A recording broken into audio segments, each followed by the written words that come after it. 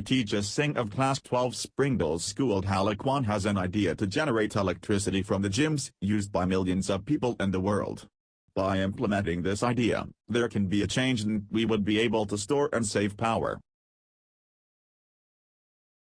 Country parties to the United Nations Framework Convention on Climate Change to a goal of mobilizing jointly $100 billion annually by 2020 from all sources to address the needs of developing countries in the context of meaningful mitigation actions and transparency on implementation, and fully operationalize the Green Climate Fund through its capitalization as soon as possible, and promote mechanisms for raising capacity for effective climate change-related planning and management in least developed countries and small island developing states, including focusing on women, youth and local renewable fossil fuels. It is inevitable that these will run out. Some countries have made great steps towards using renewable energy. For instance, Norway derives more than 80% of its power from renewable energy sources. While there are still many obstacles to overcome before the world becomes solely dependent on renewable energy, possible solutions can be tested for feasibility. The purpose of this is to determine the amount of electric power that a stationary bike can produce and if it would be enough to power a hypothetical green gym. A power meter will measure values for power input, power at the pedal, and an electrical load circuit will be used to convert the rotational kinetic energy of the bike wheel into electric power. We can find the readings of power meter and DC motor through any suitable method by connecting them to mobiles or PC. The power output can then be aligned and compared to the power input to find efficiency, which will indicate the feasibility of using bikes as a source of electrical power. Power measured at the pedal requires values of angular velocity and torque. This was done through the use of a bicycle power meter that measures the angular velocity and torque. Bicycles in general can have mechanical efficiencies between 80 to 99%, which gave merit to the idea that powering a gym through the use of stationary bicycles may be feasible. Various studies have shown that the average human inputs between 120 W to 200 W. Lastly, mechanical energy can be converted into electrical energy at efficiencies ranging between 35% to 60% depending on the setup. This provided valuable insight into the possible power that could be generated after losses within the bike itself, and throughout energy conversion from mechanical to electrical.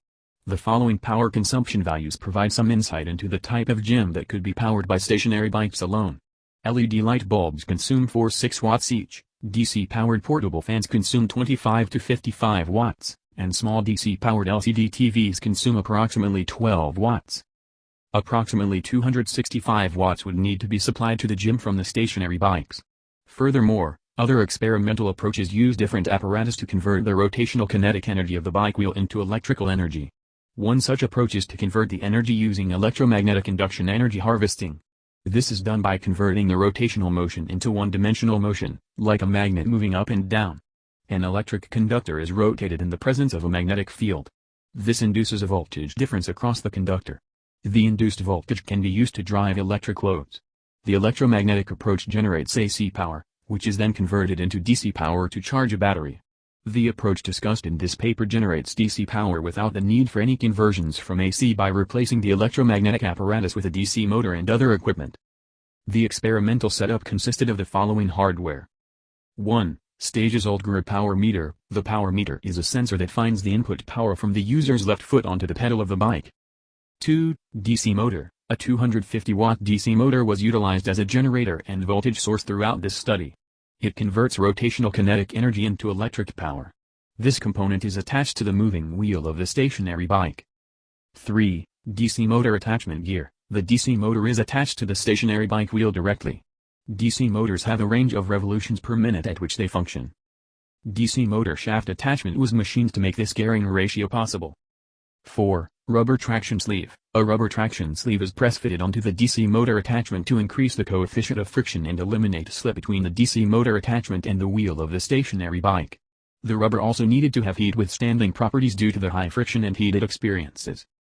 5. DC motor fixture. In order for the DC motor to stay snugly attached to the stationary bike wheel, and thus reduce slip, a block of wood was attached to both the frame of the bike and the DC motor was utilized to acquire data from the DC motor. A circuit comprised of one 7.5 ohm resistor, one 0.035 ohm resistor, and a DC motor was connected to the motor. A training tracker. A training tracker is used by professional cyclists to track their progress against different variables over time. This software was the data logging application used to send the data collected by the power meter to a computer. We can use virtual instruments to determine power output given the value of a known resistor and the values of voltage acquired by the DAC and get power data.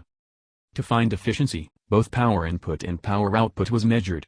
In order to measure power input, a power meter, part number 1, figure 1a, was attached to the stationary bike. The power meter transmitted the data via Bluetooth, which required use of a free mobile phone application for data logging called a training tracker. In terms of the setup for the DC motor, a cylindrical piece, part number 3, figure 1b, was machined onto the motor and connected to the stationary bike's wheel, further discussed in section 4. In order to design the attachment gear, the subjects were asked to pedal at maximum capacity, and the angular velocity of the stationary bike wheel was measured using a tachometer. The gearing ratio for the attachment gear was decided by dividing the maximum allowable rotations per minute of the DC motor, 2,500 rpm, by the maximum rotations per minute of the stationary bike, 410 rpm. This gearing ratio was found to be 6:1, from stationary bike wheel to the DC motor attachment gear. The DC motor was then fixed onto an elevated surface which ensures contact with the bike at all times.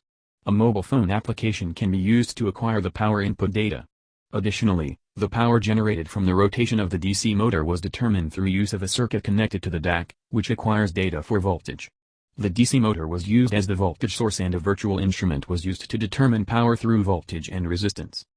After acquiring voltage across the sensing resistor, power output can be determined by P equals VV/R. Further power output can be calculated using the readings of the instruments connected in circuits and using efficiencies of motors. If the green gym consists of 2 fans, 25 light bulbs, and 5 small LCD screens, 1 per bike, it would take around 250 watts of power, and a person who cycles for 30 minutes can generate an amount of energy which when converted to power/electrical energy could give 30 watts to 60 watts of power. That means around 4 to 8 stationary eco-power bikes to power the gym. This experimental approach can be altered and tweaked to serve a greater purpose in the future. Firstly, a variable resistor can be implemented in the circuit to alter the difficulty of pedaling. An easy, low power output workout can be attained by altering the resistance, and a high power output, strenuous workout can also be achieved. Secondly, the apparatus could be permanently attached to a stationary bike and sold as a complete kit to gyms. This would eliminate the process of converting the bike, and would reduce costs because parts could be machined in bulk. Lastly, the experimental setup could be expanded to charge a battery. While this would decrease efficiency, it would allow the power to be stored and used when needed, without the need for constant input from the user. This can also be used to obtain energy through pull-down machines in gym that are used in muscle building by attaching the same apparatus at different parts of the machine. Higher weight would be pulled, higher energy, power could be generated.